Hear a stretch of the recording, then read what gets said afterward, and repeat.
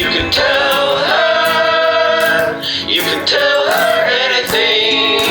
She's a real good listener.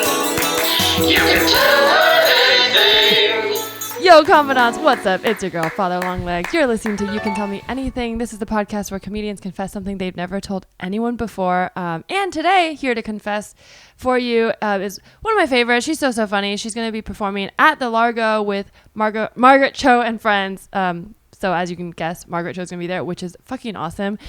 I'm so excited to welcome her to the pod. Mav Viola, what's up? Hi, thank you. How's it going? Oh, you were able to speak so quickly and swiftly. I was just listening, so jealous. Like, Oh. how many words you got out? Like, I always get was self-conscious about intros because like pods sometimes will go so long. Same. And then I'm like, I don't want my guests to be sitting there while I'm doing that thing where I'm just talking about the pod and myself. no, I was mesmerized. I was like, she's amazing.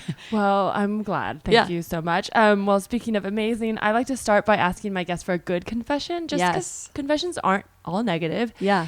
So that just kind of starts on a light note and also helps the listeners to get to know you. So Absolutely. what's something good you'd like to confess? Yeah, so you mentioned Margaret Cho. Actually, the reason I'm getting to perform with her at the Largo is because I actually was just on her podcast as a guest, and then before that, I met her. Well, I met her through fellow comedian Ian Harvey and his partner, who's her manager. So they got a really great little family going on with friends. And then because of that, I got a small role in Eliza Schlesinger's new film. Oh, hell yeah. Oh, I think I saw this on Instagram. Yeah. Yes, that's right. And I wanted to ask you about it. I got to play Margaret Cho's date, Whoa. which is like the most humble brag I could ever have. Like I'm just like, and in between takes, we're just standing there like, 'cause it was really cold and she's like nuzzling into me and we're just talking like as if we're peers, which is crazy because it's Margaret Cho and we're definitely not peers. You know, she's like an icon. Yeah. Your co-stars. But that's like, that's my humble brag right awesome. now is that like all things Margaret Cho. Did she play Margaret Cho in Eliza Schlesinger's? No, she doesn't. Okay, No. Because sometimes like with comedians, they'll have other comedians as themselves. I wasn't sure. Yeah. That's awesome. It's cool. Wow, The film's called Play It As It Lies, and it'll I don't know when it's coming out, but it's going to be really fun. Yeah. That's so cool. Yeah. Man, I know. that's so dope. Like Margaret fucking Cho. I know. Wow. Yeah. You can use that as like what's it like? There was video pictures in dating apps. What am I saying? I'm like, I was gonna say Tinder, but it's not Tinder. You know how sometimes Raya. yeah, or something? you can like see the like a ones that little are video clip. It'll just be you Oh and my Margaret Cho. God. You're like, That'd be hey, what's hey. up? Dude, I do not do dating apps. Hell no. No dating apps. I sort of. I don't know if I would call me doing them because I've never like successfully Yeah. done them. If that makes sense. I But mean, me neither, to be honest. I've been on and off dating apps, but Yeah. I don't know if I'm doing it right. 'Cause Yeah. they haven't panned out for me yet. I just abandoned them altogether. Like That's probably for the better. Yeah, It's just I me think people in so. the wild. Yeah, why not? Or just not at all. Like, Not at all. That's Or just let's not meet. You're right. I've lately come to that conclusion, especially with the advancement of AI, which I'm obsessed with, and how much how we're getting so close to being able to just like have companion bots that fulfill all our needs. I'm like, well, I'll do you one better. I'm just gonna figure out how to develop myself to be so self-sufficient. Yeah. Did you see Whitney Cummings' special? I saw parts of it. Yeah, with the sex bot. Yeah. And there's like crazy, I mean, not to keep promoting other pods, but there's a bunch of AI pods that are not comedy pods. If you guys like AI, you should definitely check out Sleepwalkers and one called First Contact. Like they interview like actual tech people and they talk about the real technology. And there's some wild stuff out there. No, that's horrifying. I'll give you a little taste. Okay, tell me. This tech exists. There is technology that can like look at your top 10 friends or whatever and do an algorithm and it creates a new face. So not like those rudimentary ones that like you kind of look weird because it's actually a combination. Stop it. But it takes the features, analyzes them, creates a new face that has a very, very high percentage chance basically that you'll trust that face. So what? This hypothetically could be used in like a app that would, for example, send you a text message from an unknown number that says, "Hey Mav, like I was just going through my photos and I know it's been so long, but I just found this one of us from that show that we did. And I wanted to say hi, haha, LOL, or whatever." And it's a picture of you and this fake person, and you might be like, "I don't remember this," but you might. But I would trust them. And you're kind of like, they're cute because they can also make it. Who is this technology for? Rapists? Who is this for? Well, I think that it would be for the bad version is scammers who want your money, right? Because they could start talking to you and be like, oh my God, it'd be flirty. And then But eventually that's be the like. only thing it would be useful for. The other thing it could be used for, well, yeah, war. Also bad. To persuade voters. But I feel like it could, I'm trying to think of Try to think positive. of one positive thing. Oh, it could be if you are trying to train people who have trust issues or empathy. Use it for good. You can start learning about the psyche, but you would have to really trust the person who has the keys to that power. But do people? Yeah, you would. But do people? And also to figure out who's racist. That also probably would apply. Yeah, yes. But people who lack empathy can't learn empathy. They can mimic empathy. I don't think they can learn empathy right now, but I don't know. Maybe in the future. Perhaps it's something we can unlock. I'm not sure. Maybe they are the AI. Yeah, I almost feel like the future is people without empathy are going to have an evolutionary advantage, which I hate to say. Yeah, they already do. I mean, they really already do. Which is crazy. Because I had this thought before where I was like, if you, this is a thought experiment. We don't have to really go into it, but just think about it. If you had the chance today to like remove your empathy, if someone's like, Mav, you can remove your empathy right now, and it will guarantee you're going to be successful because chances are you're going to succeed in life. Would you do it? Knowing what you know now about like how terrible you would be to people and the effect you would have on people, but knowing that you could game the system because you wouldn't feel bad for people for stepping on them and like getting what you want. It's very interesting, and it's so layered because I feel like my question is, does a lack of empathy then therefore mean that you're going to take advantage of people and be mean to people and like step on people? Like, can you have a lack of empathy and are they mutually exclusive? Like, because if I have no empathy, but I become this, I guess really the only way to become that level of success, you have to be 100% self-serving. People. Yes, I do think so, because then you know truly what? To be successful, I mean, truly to be a good person, you have to make sacrifices for others. Okay, right? my answer is yes. I know I've thought about it, and I'm like like the answer I want to say right now is no, but I'm like, empathy hurts me sometimes. You know what I mean? Like I've gotten in shit for being like, I don't want to say too nice, but too dial it down, too self-sacrificial. Yeah, I wish there was a way to turn it off for like specific moments. Like I'm about to go into this audition and I'm gonna fuck it up. And I'm gonna like fuck turn this it back shit up when I'm back in like with my family. I wish I could turn it down in relationships because I definitely amp it up in relationships and am too empathetic, and I to the point where I'm like, oh, now I'm not a person and everything is about you. Yeah, you know what I mean? Tricky. And if your empathy is too high in a relationship, then it could also hurt. It hurts you. Yeah. Exactly. Mm-hmm. It forms codependent ties. And then you're like susceptible to being gaslit left and right. Yeah. It's like, and then you have vertigo and you don't know what's up and down, you know, and then you're like, what am I doing? I do think we're evolving towards that point where there's more and more people without it because they're the ones that succeed. So it's tricky, but I do think technology can help us unlock a balance. I don't know. Or give us a switch to turn it down. Like, I know. You don't know my empathy. Anyways, wow, that's really, that is if you're really interested in that stuff, I'm super fascinated with robots, but I have no authority on it. So I feel like I shouldn't be talking about it. My friend Tiffany and I talk about this all the time. We're like, I wish that I could be a psychopath or a sociopath. Just somebody that like, not really, but kind of, just because we both are always like, I wish that I had that ability to not give a shit sometimes, because I see people not give a shit, and they either become very successful like financially or in their career, or they're able to like sabotage like other people's lives very easily, or like move on really quickly from a relationship or whatever it is, because they lack that.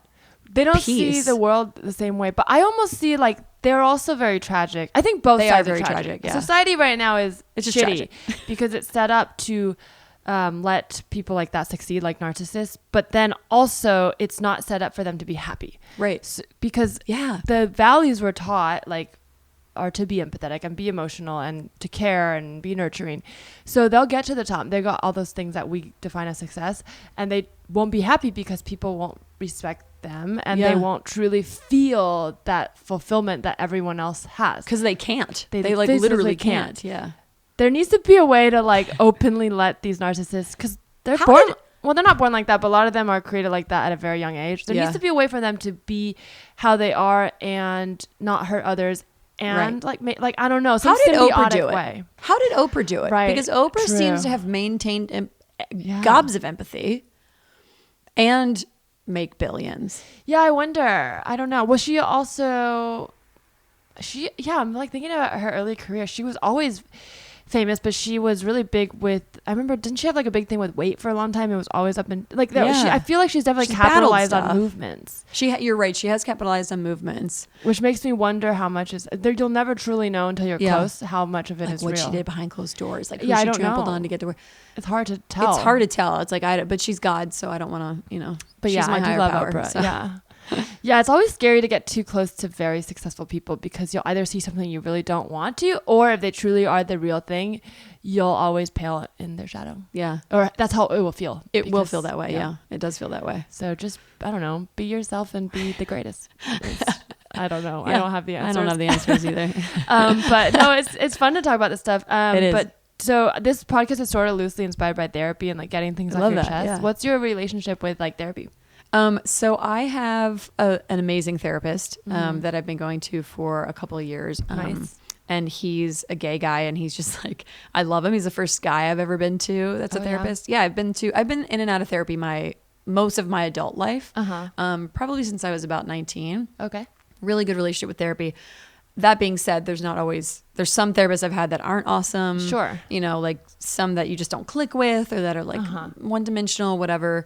But generally speaking, I've had a really good relationship with therapy, and I think that everybody should be in fucking therapy. Why would you not be in therapy? Right. Like it's you can get sliding tool. scale, you can go to the LGBT center, you can there's places where you can get therapy. Yeah. It's such a good resource.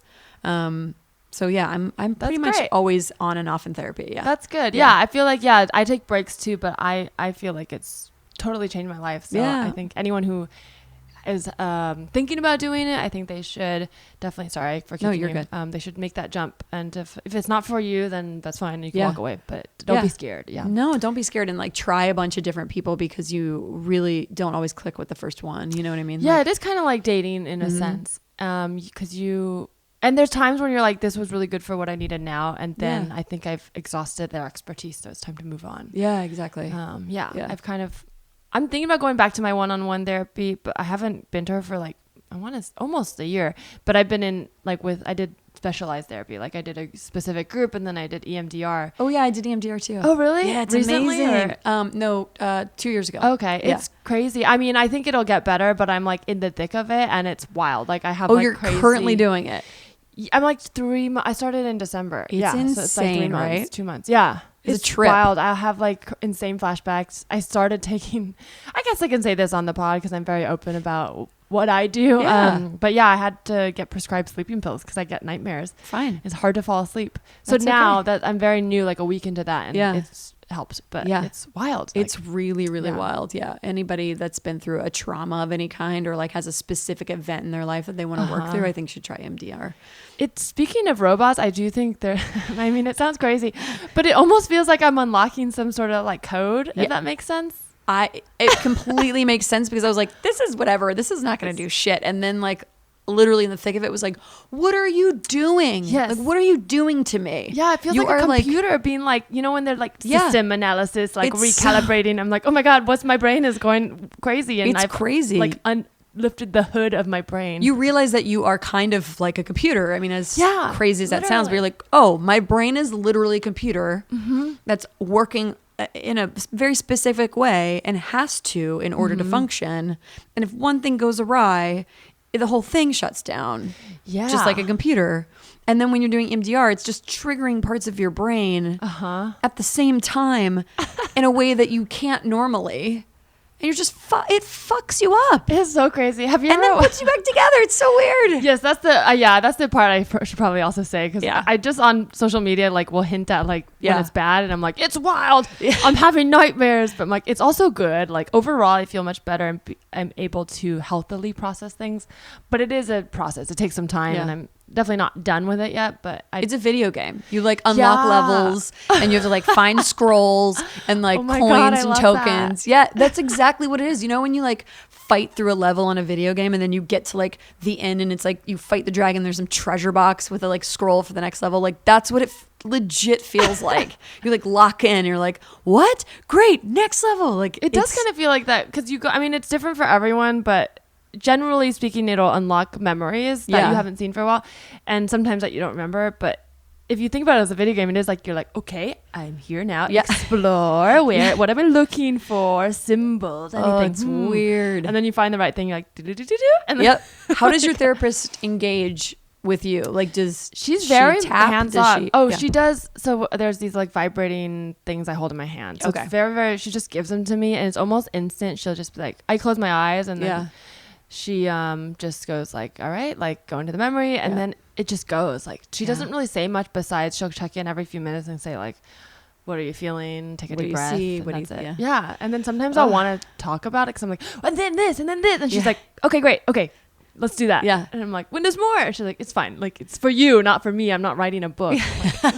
She's a stenographer in the corner. Right, because I'm like, oh, this. Do you want to hear what I saw? And she's like, not really. It's just for you. She's like, I'm placing an order on Amazon right now. Can you just chill? Because I asked her too, because I'm so curious about like how.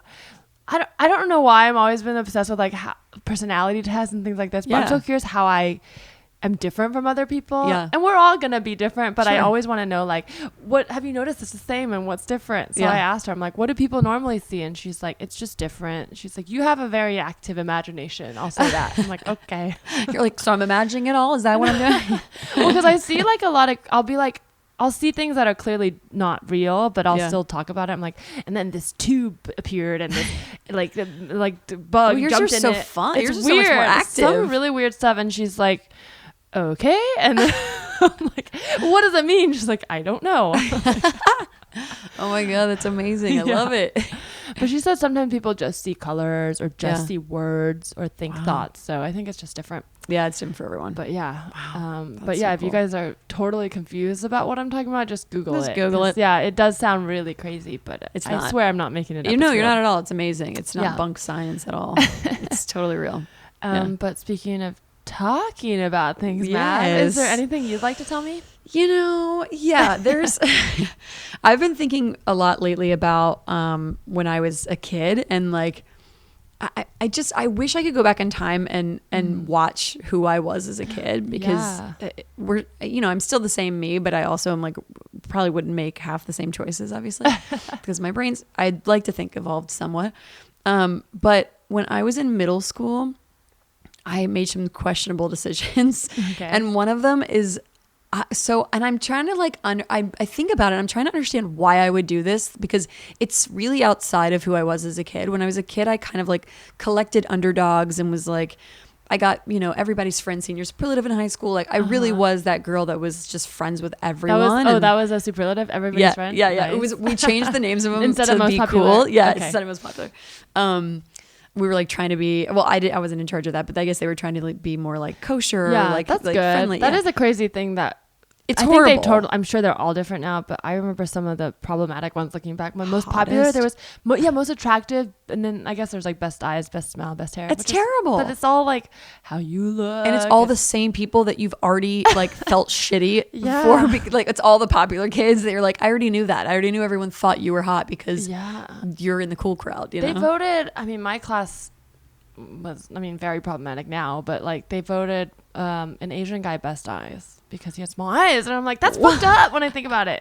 It is fucked up. And it wasn't even like there were. I want to say we had quite a bit of an Asian population. We weren't one of the schools that was like all Asian in the Bay Area, but there were enough where it wasn't like he wasn't the only guy. Yeah, like they didn't need to. But he did have very small eyes, but it was like that's. So they did it to make fun of him? I think so. I don't know if he was we weren't close.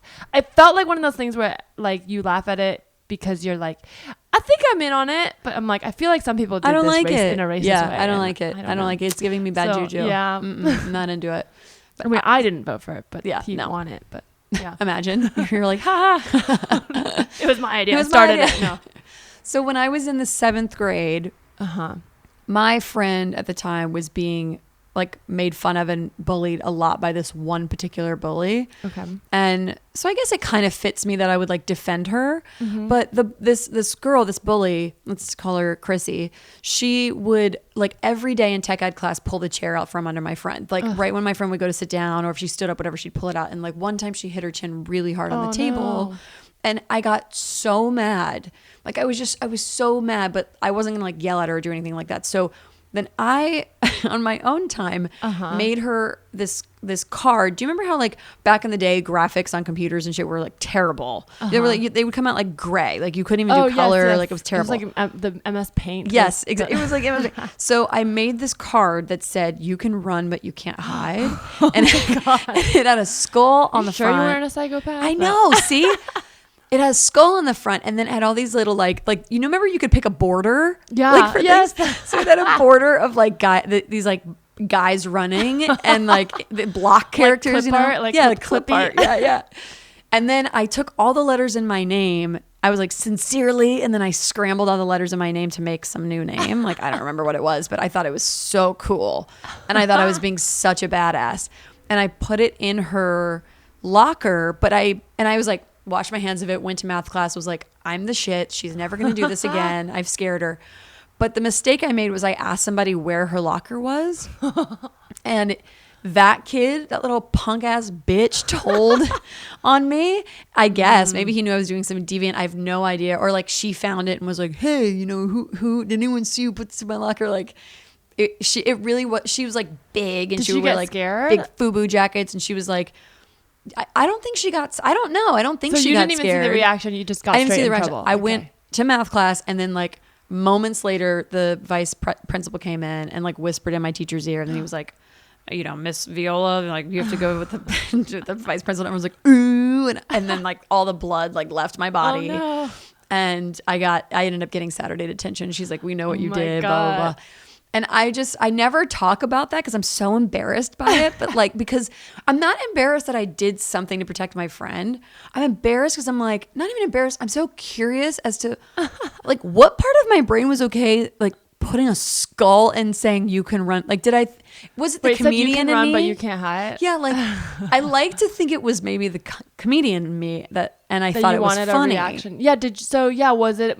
I can't remember. Was it completely menacing, or was there a part that you were like, oh, this will like stop it, but also it's kind of funny that I did this. I really don't know. That's the part I can't remember, and that's the part that really plagues me. And like, I'm embarrassed by it because I can't imagine that it was like truly malicious. I wouldn't have done anything. You can run, but you can't hide from what? Like from me? I was like a measly, totally empty threat. The artwork I was more obsessed with than the threat. Like I was like, this is such a good card. Like I like this how should be in fast homework. You got in trouble too. Oh, within one right class. Away. I'm like sitting like kicked back in math class. Like I'm like the shit. Like I'm the new school bully. Get yanked out immediately. And then I had to do Saturday detention with like real kids that had done shit. Like they're like, what are you in for? You know, and I tell them, and then they're like, I made art. Yeah, I'm like, I made a really pretty picture. And they're like, I threw the table at the teacher and like broke her arm. You know, you're like, oh my God. Okay. How did she not get in trouble for? Oh, just nobody ratted her out. I didn't. Yeah, I should have just told the teacher. Well, I feel like I would have been the kid that told because I'm like such an arc, but yeah, I feel like you did the right thing in not telling in that right in the social context. Yeah. But as an adult, I would have been like, why did you do this? Why did you do? Yeah. Like, and I don't know if I'd have to ask my parents if they remember that because I don't know. I'm sure they had to find out in order for me to have Saturday detention. But it stuck with you because you still think about it. So, it stuck with me because the card like is seared into my brain, like a skull with like the running men around it, like, and also the way that the school reacted was so over the top. That the Saturday school, not even a warning, like hey, no, like, or did they even ask like? No, because you could have been an inside joke. I mean, no, nothing. And I immediately burst into tears when like anyone in authority like yells at me or even looks at me funny. I'm like, I'm sorry, what did I do? You know, like so I was bawling my eyes out like a little pussy, and and then they acted like it was, you know, they're like this is a threat. So I don't know if I actually, you know what I mean? Like, I mean that's overreacting. Is it a threat? Like, but I still feel so bad. But I shouldn't because Chrissy wasn't bothered by it. She's like a big girl, was fine. So she didn't even really care. She just told to get you in trouble. Yeah, she was just probably so stoked that I got in trouble. I mean, she was in Saturday detention like every other weekend for doing something. She literally, one time she was like, I think I'm pregnant. And then she ate a dozen eggs, raw eggs. What? To try to abort the baby. What? Yeah, I just remember that. That's wild. Yeah, she was, okay. Chrissy was wild. So, I mean, she has her own story. She has her own, attention-seeking behavior. I'm sure something's going on. Yeah. But, yeah, we're talking about empathy. I mean, do it kind feel of better, relates though. because it's sort of like, I'm sure she's grown up and figured out her shit. But like, yeah, Yeah. her actions affected you and your friend. Yeah. So even if she probably had like reasons and stuff going on at home because she was just a child, like it still affects you guys. Yeah, it does. So, and it still hurt your friend. Yeah. And like, at what point do we know and do we discover whether or not somebody has empathy? Because, and like, is that the result of her, like, could something have been going on in her childhood that was like causing her to act like that? Most likely. Probably, yeah. But or is it that she's chemically like imbalanced or missing a chip of empathy, like whatever that thing is? Like, how would we even know that? How do we even, and then for me, like, I was always very empathetic, but what about that situation? Yeah, what it made you so mad that you were like, I'm gonna cast aside my being nice for a moment and do this. Like, she was like the first person that I decided was like evil. Yeah, and even in a way you were being like empathetic to your my friend. Yeah, and like that's sort of the age where you're developing, like you're starting to learn pieces of the puzzle, but you haven't learned forming the whole alliances puzzle. And like you haven't learned the whole, like that your actions might hurt her, but they're justified because they're helping your friend. And so you're still trying to figure that out. Did you feel any guilt about it? Yes. Okay. Like, before you did it, or like after you got in trouble? No, when I was doing it, I remember feeling really nervous. Okay. But like I had to do it. Like I felt like I like had to follow through and like did your do friend this know with my you friend. did this? She did, yeah. Okay. And she thought it was really funny. And so and I have always been egged on by funny. Like if somebody thinks I'm funny, I'll just beat the horse, you know, like to a pulp. So I'm sure that was a factor. I just don't remember that part of it as well because I'm so plagued by the whole thing that like, and that I like let my like school down, you know what I mean? Like that whole thing. I was like a perfect kid.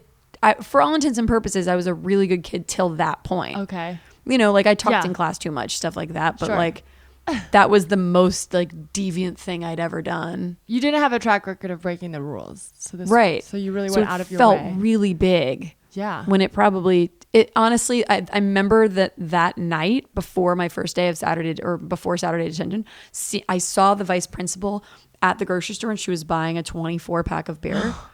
And I was like so nervous to see her. But as an adult now, I'm looking back on it and like she probably doesn't even, she was like, whatever, I'm just following protocols to my job. Like she probably thought it was hilarious. That's so funny. Because I would think that was funny, wouldn't you? If like a really good kid did something like that, I'd be like, what?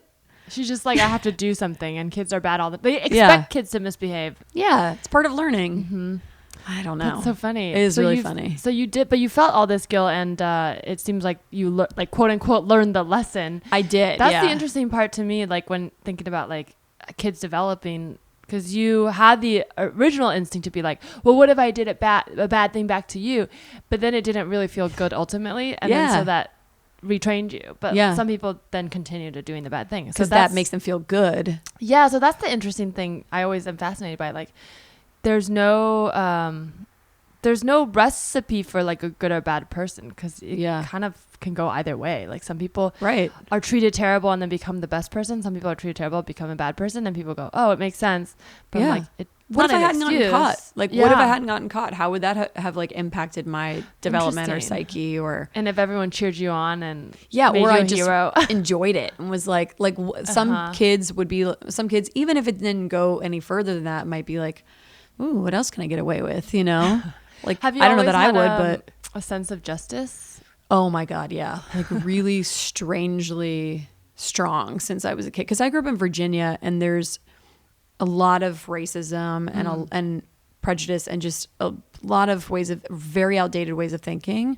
And I grew up around all of that, but for some reason, I don't know if it was like a particular person in my life or what, but I felt very aware of that from extremely young, like before anybody was even really talking to me about it. Were you guys taught that in schools in Virginia? I remember that being a big part of our curriculum in the Bay, just like being aware of like how you treat others. Oh, hell no. No. I mean, of the age old, like treat others like you'd like to treat yourself. You're like, you know, like this like typical religious kind of broad, view, but broad strokes. Like, no, we generally like, my parents themselves were pretty fine and open with everybody. But when it came down to it, I would see a lot of like, I would hear a lot of racist remarks from like uncles or aunts or extended family or just, you know, just like, sure. It's woven into the everyday fabric. It's not like just outright all the time. You know, it's in the South, it's very just a part of the culture. So it's, and I was aware of that really, really young. Like I would just pick up on the subtleties and it bothered me a lot. Like, yeah, it seems like you did have a lot of empathy because in a way you were picking up like before even someone told you it was wrong, it just felt wrong because you're like, someone's not being treated the same way. And you're like, but that doesn't feel fair. Yeah. And so that you caught on to that. I did. Yeah. That was kind of me across the board really young with like everything. It wasn't just like race. That's a very easy one to call out because it's so obvious in the South. But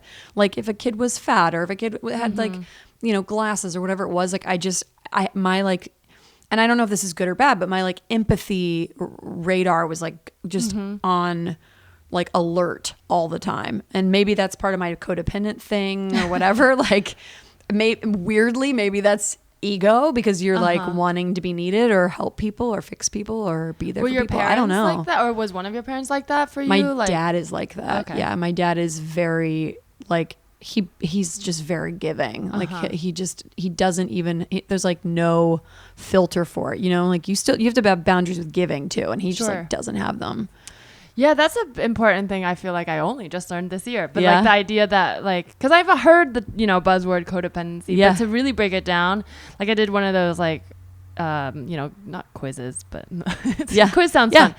But it, you know, those like tests where they say like, are you this, are you that? And there'll be like specific things like, and there were things I didn't even think were codependent. Like, you know, like do you do something for other people, or if you don't do something for other people, do you feel like, you know, bad even if, I don't know, I'm trying to think of it. Like driving someone to the airport, it was stuff like that. It's like, do you feel guilty if you can't drive someone to the airport? Yep. It's like, yes, but you shouldn't, because if you can't, you can't. You can't. There's another one that's really good because I've been reading. I read Codependent No More. Is a really good book. Yeah. Oh my God, I'm reading it for the second time. And one in there is like that really got me and like humbled me. It's like, do you do things for people, and if they don't appreciate them or reciprocate, do you feel like bothered by that? Like, do you get bothered, like, or bring it up later in an argument? Like, let's say they ask you to do something, they're upset, or it could be totally unrelated. And you're like, well, you didn't even care that I did X, Y, and Z, and doesn't even matter. Like, that's a sign of, and they're like, huh, what does that have to do with this conversation? That's a sign of codependence, which I didn't ever think about. Like, I always thought of myself as such a giver, right? But if I'm giving and I ever expect, that's codependent, because your giving is dependent on their reaction and how they interpret that experience and how they decide to like and if they reciprocate. When really shouldn't have true giving should never have conditions. Yeah. I mean, you don't want to be a doormat for somebody and be in a relationship with somebody where you're always giving and never receiving. You know, there's a balance. You got to have boundaries, but you shouldn't be doing it if you don't really want to do it. I think that's but you don't even realize it when you're codependent. Yeah. You don't. I didn't know that. Yeah, that's so true. I never thought about that, but that's something that I used to always think like, oh, I'm a good person, I do this, but then something didn't feel right if someone wasn't a good person back. But it's like, if you're confident that you're a good person, like, them treating you poorly shouldn't affect. You can like in the moment have the moment of like, that was rude, I don't feel good now, and then you get over it. Right. And then you either, probably the healthy person would just not be that person's friend. Yeah. If someone consistently treats you poorly. Yep. But the me person would have, now that's what I'm working on, but the me in the past would have been like, I'll keep being your friend, and we'll keep giving, and eventually you'll see that you should also do this. But I was like, that's my God, insane. Yes, it's insane. Like, just let them be a bad person. They'll learn on their own time. Or maybe they're not even a bad person. They're just not you. You know? Exactly. Or maybe they don't. That's not how they. That's not how they view love. So you're trying to give them this to show them love, and it's like, that's not how they view love. They don't feel loved by you. Have you ever? Because I think you're codependent, right? Like you say, you have codependent tendencies. Yeah. I do too, and I'm just starting to like talk about it openly because it's really important, and I'm realizing how many other people are like this. But like, I don't know. I can't even tell you how many times in relationships I've done something. And then later when I've brought it up in some sort of like, you didn't even care, they'll be like, I never asked you to do that. Right. And I'm like, oh, you know, it hurts me.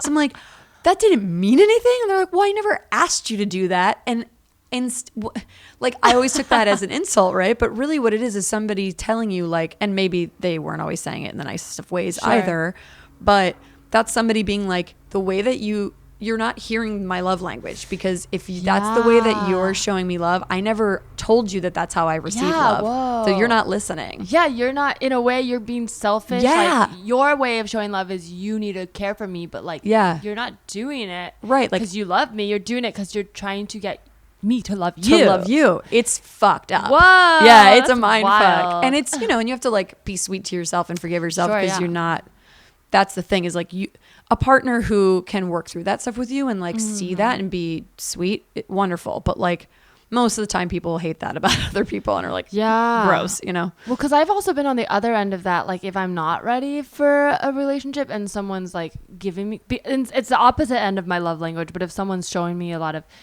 extra attention or giving me gifts, I get uncomfortable. Me too. But I shouldn't if I'm comfortable with how I feel, because I could just be like, they want to give me a gift, I accept it, thank you. I don't owe them anything. No. But because I feel that way when I give, it makes me be like, oh no, they're going to think this.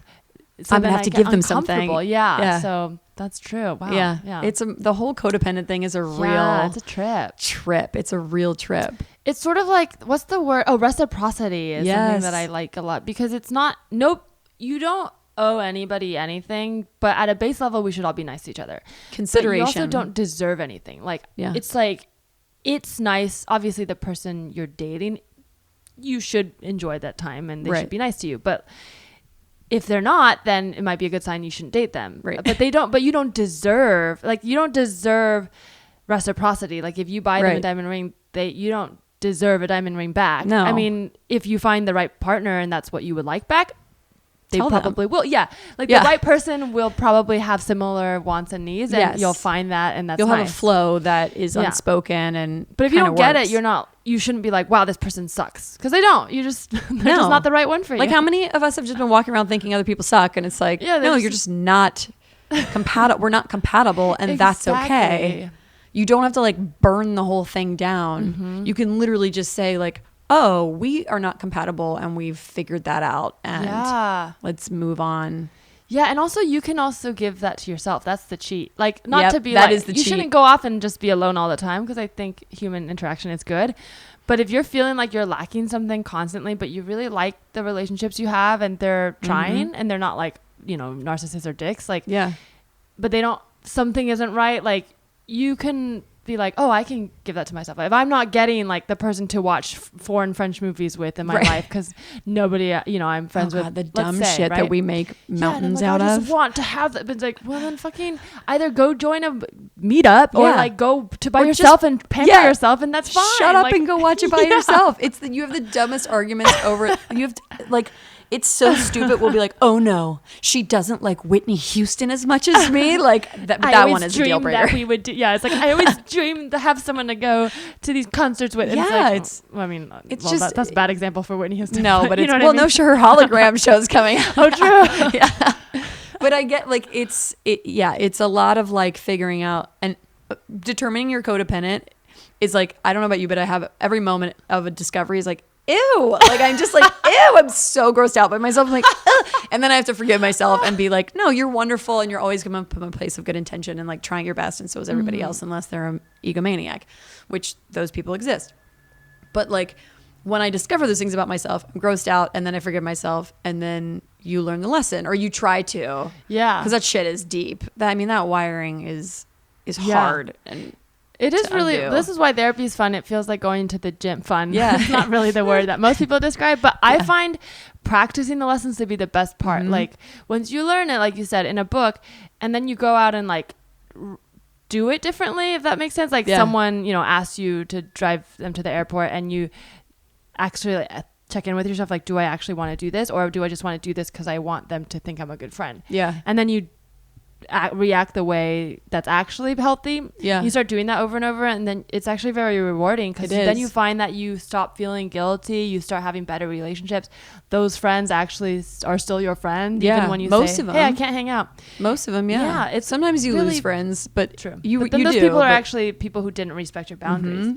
So then you start to like see the world in this better way and having healthy relationships, and it's like going to the gym. It really brain. Is. It is going. It's cool. We're like literally spokespeople for codependent.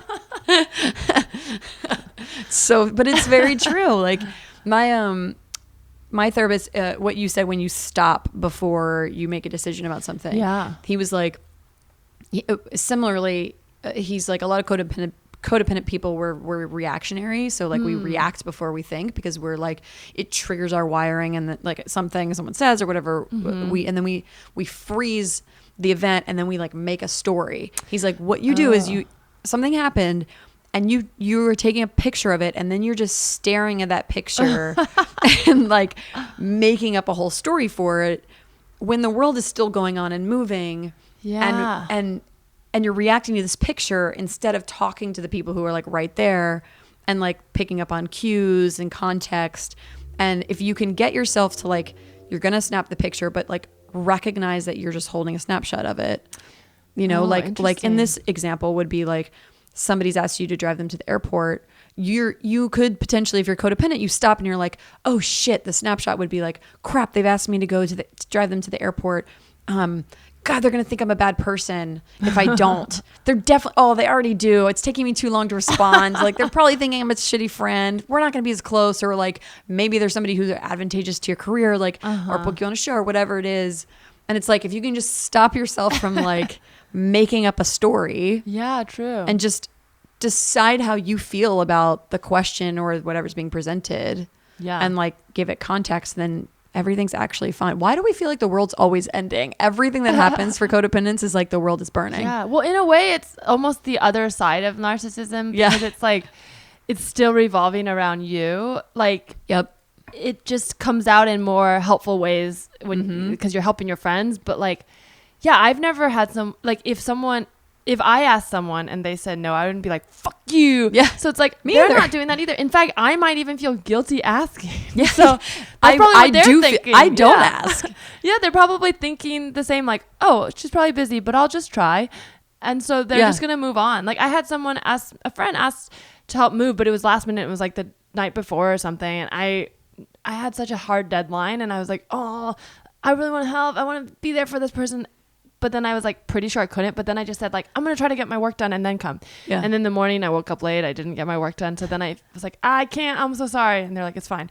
But in my mind, I did that story thing where I was like, oh no, years down in the road, like they're going to always look at this moment of like a sign that I'm just a fair weather friend and I wasn't there. But I'm like, no, it was a last minute ask. And I was honest. I wasn't trying to get out of it. But in my mind, I was like, they're going to think I made up an excuse. Like, or and imagine they did. Be truthful. Yeah, if they did, that would be bad. Imagine you stayed friends with somebody who was that big of an asshole. Yeah, like, true. Ew, because I got to a place in certain relationships in my life, at times in my life, where you get to a place where you're like, if I stay in this, regardless of what it is, like a professional relationship, a friend, a lover, like you have to ask yourself, like, am I losing all self-respect? Like, do I have any self-respect left? Like, damn, that's so real. But it's true. Like, because that's so, imagine you are at a point with your self-respect where it is so low that you would stay friends with somebody who would get mad at you if you couldn't drive to them to the airport. Like, damn, that is such a reflection on your self-respect. I know. I mean, Mav, here's the thing. I have been there, and that's why me it's too. hard. Well, I mean, I like at a very basic, almost like comedic level, I was in a sorority, and that's like, you you get hazed, God. Right? I mean, unfortunately, I wasn't in a very bad hazing one, but that whole culture is that. Yeah. I used to have a joke about that, about a relationship, a bad one that was out of. But while I was in it, this is how insane it was. I knew I was in a bad situation and I was trying to spin it to make it funny. Yeah. And I had a joke about how I was hazed into the relationship because like he did like a series of really fucked up stuff. Oh no. Where I like got out and I was like, fuck this, I'm out. Thank God. And then I was like fully like, I'm on my new life, self-care. And then I like got roped back in. And then so I was doing this joke on stage to just be like, and it's fine now because we're together. So that's, but I'm like, what does this mean? I'm with this person that treated me this way. They haven't changed. Oh, did the audience laugh? Of course, because you're funny. Because it's like if I do it in a fun... Well, I think a lot of people maybe relate. Yeah. And they're just not fully out of it. Now I feel like I get nervous that I'm going to learn too much and not be funny because I'm going to be like, you don't realize how your situation is bad. And so I'm like, how do I capture that? The funny part of pain without being like, without living being jaded and being I don't like want to live in the about pain it anymore, but I still want to be understanding for why people would make those choices because I did. You know? No, the worst feeling is when you've like left and then you go back. Yeah. And you're like so like self-righteous about it. You know, people that go back were always like, whenever we've all gone back at least once, and you're like, no, it's different. Like it's never different. Like, It's not. And the funniest thing to me, like, is I knew that it wasn't. Like the excuses I got, this person didn't even apologize. I would say like, so what's up with that thing that, like, you know, this thing you did? And then he would just say, I know what it looks like, but that's not what it is. And I was like, okay, but it is, because you didn't tell me what it is. You didn't say, but it's actually this. You're just like, I know it looks bad. That's the excuse I always got. And it was, I just heard what I wanted to hear, which was like, okay, so you know it looks bad. Oh, that's so I guess that's okay. That's just like making you feel crazy. So that's the other thing, is you have to get out of those situations, because it will fuck with your reality. You will completely diminish all self-esteem. You have to get out of them. Like there's no other option. I've been in those situations, and you try with all your might to just stay in it. Yeah. And then you hit a breaking point where you're like, I will probably, my soul will die if I stay in this any longer. Like there's just you reach a point where it's you or, you know, or them, really. But that's why it's good for you to have those boundaries, because if you do run into it, most of the time your friends aren't that way, and they'll understand if you can't do something. Right. But if they are one of these people and they do blow up at you, that's a great sign to get out. Yeah, great. And then if you just always exercise your boundaries, you'll always be able to get out of these bad situations. Yeah. I think I've only ever exercised my boundaries like in the last like year or so. You know what I mean? Like I just started figuring out what that even means. And how has it felt? So amazing. It is the most it didn't feel good at the time. It was really hard. Well, because people do, especially if you surround yourself with people who don't respect your boundaries, for a while you're find out real fast. Yeah, and you're going to start feeling like you're losing friends, but then you'll start making new friends. No, totally. Then that's it. It felt like a lot of loss. Yeah. Even if it wasn't a lot of people, it feels like when you start setting boundaries, like we don't like change. You know, we want everyone to stay the same, and no hard feelings on people, but like people don't realize you're changing and it's for the better, because it's disrupting their life, you know? So you learn really quickly who's there and who's got your back and who like wants the best for you. Yeah. So fast, but it's not without pain, obviously. Yeah. You know, and then you feel like, because you're learning, and so you're not sure, and you're like, am I making the right decision? Are these boundaries right? But ultimately, I think boundaries are the best thing in the entire fucking world. They're absolutely necessary. And you feel really guilty and really bad because you're codependent, but you have to have them, you know? Yeah, that's so well said. Wow, we got real deep from a little childhood story. I love it. Yeah. Yeah. Was there more to? So you got in trouble and you went back and you just became a good kid. I just went back to being a good kid. Yeah. I mean, I don't think I really did anything bad after that. Not like, you know. Right. Nothing really like bad. that. No. Were you ever galvanized again to like defend anyone? I mean, yeah, I always offended people. Okay. Always. I didn't do anything sketchy like that. I think I told somebody once I was going to punch them, but I didn't, and I didn't put in writing. Were you, because you got voted, if you got voted like the popular superlative, it seems like you avoided the scathe of the bullies. Yes. That's not even a word. Why did I say scathe? You avoided the wrath of the bullies. Yeah. So you never got bullied back, even though you were defending the people who were getting bullied. Ever. I don't remember ever getting bullied. I don't know how I got through that, but I just wasn't that kid. I was the kid that was just like in every group. You know what I mean? Like I could just hang. But I think that was the only girl who was like ever mean to me, and it was not directed at me. It was just because that was my buddy, you know? Yeah. Were you bullied? I've had moments. I was never fully like the kid getting bullied, but I've had the mean girls bully me, that sort of thing. And I was a new girl for a little bit in high school, and I ended up finding my place. But I do remember moments of feeling like, oh, there's like, I never fully knew, but you know, there's moments where it's like, oh, they're kind of all laughing and making fun of me. But then like, I still wanted their approval. You know what I mean? Like I still invited them to my birthday party, and then that sort of thing. God. So like that, I was very codependent. That's so cute. Oh, me being like, birthday if I'm nice parties to you and I do this thing, like, you'll be nice back. No. It's, God, that is just such a codependent tale as old as time, isn't it? The like, if I do this nice thing, that's the thing I'm getting out of this conversation the most, is like us talking about that, and how when you said like it's like the flip side of narcissism, but it's still a version of it's not narcissistic, but it's ego driven. Of being like, this is, I'm only doing this for me ultimately. I'm not actually doing it for you. But the difference is, I think narcissists really are doing it for themselves. Yeah. And I think that people who are codependent don't, it's like the result of.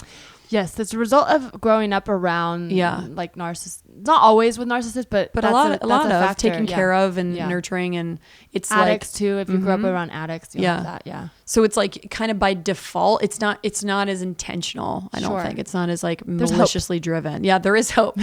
Like narcissist is a whole nother. Yeah, I think codependence, can of worms. You can find happiness and you find that in healthy relationships, but you have to recalibrate what love is. And I think narcissists, it's really hard to find happiness because they're so self-serving that the only way they can never be happy because they're not happy they're not happy with themselves. No. That's the craziest thing. I read this book called Don't You Know Who I Am by Dr. Ramani Dursavala. It's good. I would check it out. It's cool. I think it's fairly new, but she talks a lot. She's like, it's like the narcissist handbook, and she talks about like also in broad ways of like sort of the LA culture and things like that. But she really gets into the science of it too. Oh, cool. And the entitlement of it. And she says what drives narcissism isn't self-love, it's self-hate, and that's the thing people don't realize. They mask it in self-love though. It's like they talk so about much that. self-hate that they can't be happy with themselves, so they need constant supply from outside sources to tell them that they're great. Because if they were truly self-loving, they would just be kind because they would be enough. And so they want people to feel like the people around them aren't enough in order for them to feel better. You're cutting deep. I know. You are cutting deep. I'm triggered. Oh no, I'm sorry. No. That's it's I'm tough. so fascinated by narcissism. Yeah. I got to read that book. Yeah, but check it I'm out. so There's fascinated audiobook by it. too, so you can listen to it on your drive. Yeah, you'll probably cry, but the narcissistic supply thing is a real thing, and it's and the operating from a place of like having the victimhood and having to have a hero, and like just like switching those places, kind of what's it called, like they project. triangulation? They triangulate. And there's a couple of things they triangulate. They will hoover to get you back. Anytime you're with someone where you feel like something's not right and you don't feel like good, like check in with those red flags. Like, you know, because if something's off, it's usually off. I'm all about the red flags nowadays. Like I literally am just like, what are your red flags? Just tell them to me. Right up front. I'm constantly like, I feel like I'm playing Minesweeper, but for narcissists, I'm like, all right, who in my life is going to, like, now that I have these tools, I'm like, who in my life is actually abusing me? No, I know, but it's true. It's really, once you've experienced a narcissist, you are on high alert, I think. And there probably are more people who get in course. those situations, especially like, you know, I'm in my middle ages, right? Yeah. Like there's no way that it's just one person. Like I got here on my own doing, in the sense that like I have not been doing the work. And so, and something of their qualities, it's all like, I find narcissists really interesting, and I'm really interested. Like I want to read that book and everything, but really the quest is more about like, well, what is it about me that got into that situation and like was drawn to these characteristics. And that's the hard work. The hard work is not trying to understand the narcissist. The hard work is trying to understand why in the world you would be drawn to a narcissist. Yeah, because not to say like we're not normal, but a person who grew up with healthy boundaries would be like, oh, fuck this immediately. Yeah. So there is something. Yeah, I think you're speaking a lot of truth, and it's hard to hear because. I think we were talking about this before we recorded, but like the idea, like some people will be like, oh, that's victim blaming. Like people who haven't experienced that will want to jump to this black and white conclusion of like, that's dangerous rhetoric, but it's not, because, and I'm like, whatever, you can cancel me for saying this, but like, it's healthy to know you have power to walk away from a narcissist, even if yes, they're doing something bad. Like you can't just be like, I was powerless. Like I got there because there was something that I wanted there that I thought I would get, right? Like love. Yeah. And there's no love there, so I have to. So I have to go. Yeah, and if I don't accept that, then I'm going to keep repeating that pattern. Oh, absolutely. If there is no love, I mean, please, people, if there is no love there, or if somebody tells you there is no love there, you can't just keep being walk nice away. To it. Yeah, please. Yeah, like, but people, you know, not everybody understands that. I think you have had to have grown up around the absence of love. You had to have grown up at some point in your life, you have to have had to fight for affection and love. Yes. And earn it. Love. Yeah. Rather than have just received it. Yeah. And you have to accept as an adult that is why you've gotten into the relationships, and like, and give it to your fucking self, you know? Yes, that's true. And it's hard because it's undoing a lot of work. But I think like the easy way to think about this, if you don't want to read the book or if you don't want to understand narcissists, I'm reading the book, is just think like, if you're in a relationship, ask yourself, if you ever find yourself thinking, I'm not enough, that's a bad relationship. Yeah. Because you should never think that. You are enough, whether or not you're alone or with someone. Yeah. And a lot of my relationships were like that. And, you know, a big one was my relationship with my mom. So that's usually where it starts. Same. So if you're ever thinking that, that's a good sign to be like, well, you can also ask yourself, like, sometimes, you know, it's so deep seated that someone is healthy and you still feel that way. But then you should be able to tell your partner, like, hey, I'm feeling like I'm not enough. And look at their reaction. And it should be situational. Like, if sometimes you're not going to feel like enough, like, and it's fine. But you have to learn how to discern when it's like, drastic, you know, like I consistently, if something is consistent in you, like I consistently feel like I'm not enough and I'm letting you down, that's a big problem. But it's just like this week or today. But someone shouldn't make you feel that way. And that's usually a sign that that's toxic. Yeah. And I think that, I don't know about you, but I've been on both sides of that. Like, I think I've probably made people feel like they're not enough. And I'm sure I have. That's just part of being in a relationship, I think. And in your early 20s, like growing up and learning that, in order for me to fully learn that, I've had to be on both sides of it. Of just you mean like just sort of expecting more of someone? Yeah. Like, I think I've been in relationships that I knew weren't right for me. Right. Okay. And instead of having the knowledge and experience and being mature enough to just get out of it and say, you know what, this isn't enough for me, or this isn't working. It's not that you're not enough. It's that this isn't that's enough true. for me. It's okay to say, because that's the point of dating. Like, you can date somebody and be like, I mean, you maybe shouldn't word it like that, but you could be like, this isn't working for me. And you can know in your head, like, it's not enough. Like, maybe my love language is like this one particular thing, and that's not how they love. And so it's, I don't want to have to work on this forever with them. Like, I'd rather just go find somebody I'm more compatible with. But I think when you're younger, you don't have that language or that experience. Sometimes you stay in things, or I know I've like stayed in things longer, and then you kind of are like expecting somebody to be somebody they can't be. And that's wrong, you know? That's a just good way as to wrong. put it. Yeah, it's like if you wanted this is a very dumb analogy, but let's say you wanted like a jacket. Yeah. Because you're cold, but there's no jacket, so you just get a dress. Yeah. And you're like, well, we'll figure this out. It'll be a jacket one day. Yeah. It's never gonna be a jacket. It's never gonna be a jacket. But it's a great dress, and someone needs a dress. Yeah. I won't wear a dress. And sometimes it'll feel nice, because sometimes you'll be like, you know what, today, I wanted a dress. Yep. But I was warm, and that dress was jacket. Great. So it's never gonna be a jacket. It's knowing when to get out. Like, I the codependent thing has made me stay in situations, because once I'm in, I'm like I'm like lose sight of the fact that I can be alone. And you love the person. Yeah. Or you have affection. Like, it's not like these are just care about them, objects, and they're people who you have memories with. So it becomes harder, of course, to leave. Yep. Yeah.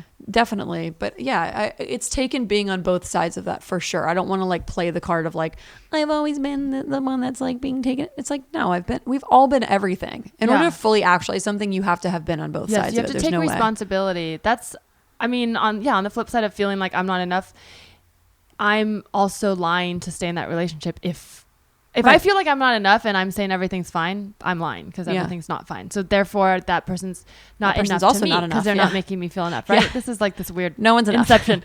Yeah, the best thing to do is walk away. Okay. Yeah. Wow, I feel like we really this came was therapy. full circle. Yeah. I know this is great. I don't need to do there. I can cancel my therapy this week. Save some money. Well, thank you for sharing that. Yeah, I have a quick game. Yes, if please. you'd like to play it. Yeah. Okay.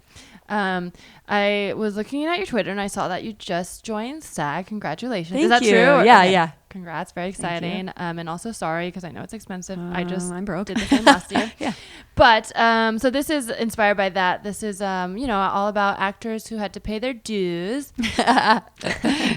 Literally and figuratively. Yeah. But these are actors who have worked strange, weird jobs, and they're now famous. Cool. So very easy. I'm just going to read either a quote or a fact about an actor with a blank, and then try to fill in the blank. It's all about Try to weird figure out jobs. who they were?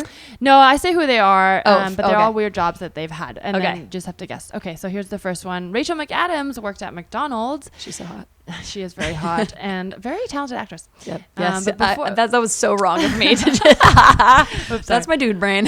No, it's I didn't She's even hot. say that in a way to combat She's also that. smart and educated. Some are just hot and that's fine, but I just remember thinking she's so versatile. She actually is from an hot chick extremely when she played talented hot chick, actress. Yeah. and then The Notebook. I mean the breadth of character work. But before we were blessed with her hot face, she worked at McDonald's, and she got in trouble because she kept doing what? Okay, so here's the quote from her. She said they were like, "Hey, the drive-thru's backing up. Stop blank." Stop flirting. I wish. The answer is actually washing your hands. What? So she was so obsessed with washing her hands at McDonald's that the drive-thru got backed up. That tells me everything I need to know, but also marry me. Yeah. Like any bitch Very who's meticulous. who's like thinking about the germs more than anything, I'm on board with. And I bet you the McDonald's drive-thru is full of germs. Ew, So you know yeah. what? I think she won that. Yeah, she won that. Okay. The next one, Madonna. Madonna used to work at a Dunkin' Donuts, but got fired after one day for blank. Eating all the donuts, having sex in the shop. I like that you got two answers out there. You know, I'm gonna give you half a point. It wasn't either of those. That would have been more fun. But she was squirting a jelly donut on a customer. But it kind of feels like sexual. Squirting. So I'm gonna say she was squirting. you get a half Okay, point. she was squirting in a Dunkin' Donuts. yeah. She was squirting in the Dunkin' Donuts. Squirting in Dunkin' Donuts. Jelly, but you know, same thing. You know, I bet Madonna's cum tastes like jelly. I'm sorry, that's I gross. bet it but, does. But it's a compliment. Okay, Pierce Brosnan worked for 3 years in the Zen Sushi Circus. That's the name of a circus. What did he do there? That's not a blank. For what? Sorry, I really should have. No, I'm like, questions. can't even imagine that. What did he do in the circus? Twirled chopsticks? Like, what did he do? I don't know. Is that a circus act? I don't Have like you it. seen Like, that at a circus? I don't even know. What would you do? He was a fire eater. What? Yeah, he was he trained in fire eating, and then someone saw him and asked them to join the circus. I feel like I should have guessed that one. That would have been a really good guess. I'm dumb. That was great. Did it for 3 years. Crazy. Weird. This one I didn't put in, but I'll just give you as a fun fact. Did you know Steve Buscemi was a firefighter? Imagine Steve Buscemi's teeth showing up to put out your fire. It's so crazy. Well, he apparently did this when he was very young, but then went back during 9/11. This is why I didn't make it a question, because it's like very sweet and not funny. But he went back during 9/11 to work with the New York Fire Department because he was a he was a firefighter in New York. Isn't that wild? What? We love you, Steve. But he didn't want publicity because he wanted to do it for the right reasons. So I'm like, stop. I stand. He got it anyway because we all know. I know. Oh, I stand by Buscemi. Dude, those teeth. I know, man. Dude, yeah, there's career something making. about it. Yeah, It's just- they're everything. Okay. Victoria Beckham, also hottie, Yep. played a blank on wheels in a BBC sex education show called Body Matters. Played blank? Played a blank on wheels. So this is a sex education show on BBC called Body Matters. Played a paraplegic. That would have been more noble, but the answer is sperm. She played a sperm on wheels. She played a sperm? Like a roller skating sperm in a BBC sex education show. No. This is giving me hope, though. I'm not going to lie. This is giving me hope. I mean, you play These Margaret people are Cho's rich. date. That's already much. Yep. You're already doing better than Victoria Beckham. Yep. So. God, that's funny. Okay, here's the final one. Okay, Kanye West. Oh, no. Kanye West worked at this place in his teens that he compares to his career, saying, "It's funny that I worked at blank in high school because in my past 15 years, it seems like that's the place I stood in my creative path." So this is sort of a wordplay. That's the hint I'll give you. Somewhere he stood in his creative path. This is where he says he's been standing in his career path or creative path now, but he worked at this place that's named the same thing. I need clues. Is it a place in a mall? Yes, it's a place in the mall. Is it a food place? No. Is it a shoe place? No. Clothing? Yes. God.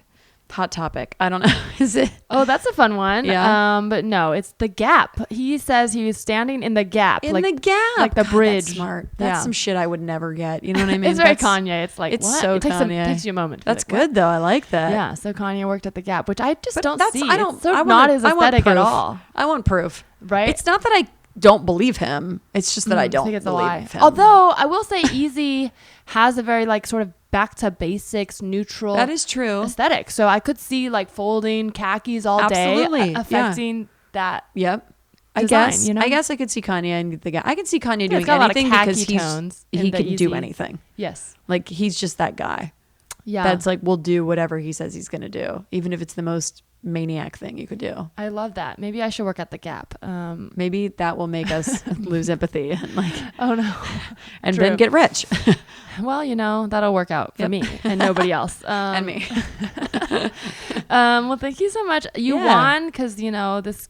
You got a point, and that's counts as winning. Thank you. So I appreciate as that. a prize, you get to tell their followers where to find you. Yes. You can find me on Instagram at Mav Viola, MAVVIOLA. Same with Twitter and all social media. And yeah, check her out at the Largo at the Yes, Cornet with February Margaret Cho. 20th. And you can follow this podcast at Tell Me Anything Pod and follow me at Larissa T on Twitter and Instagram.